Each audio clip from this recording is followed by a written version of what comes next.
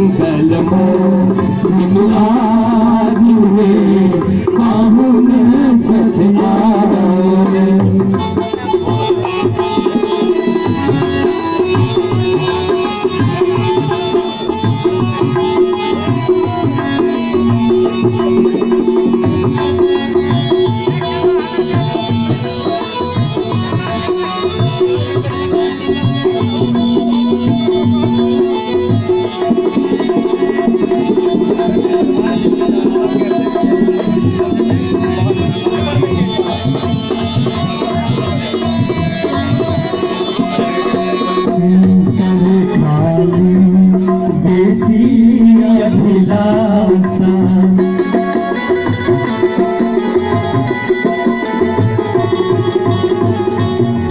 खाली देसी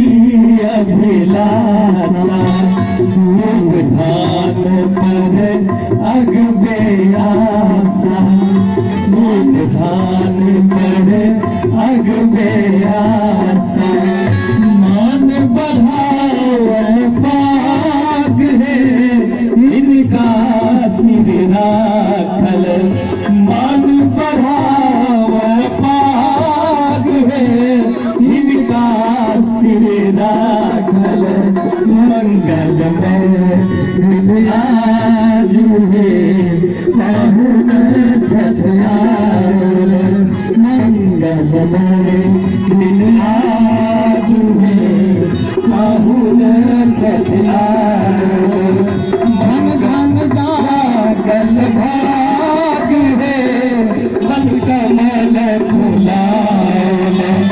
धन धन जागल भाग है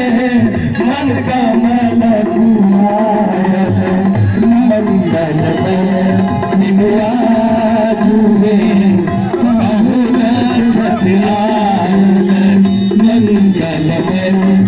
आज है पाहुन छठ आयल। भाई अर्जुन जी से आग्रह करब विवाह प्रसंग के गीत सब राखत तत्पश्चात फिर से हम हाजिरी लगाए। उससे पहले भाई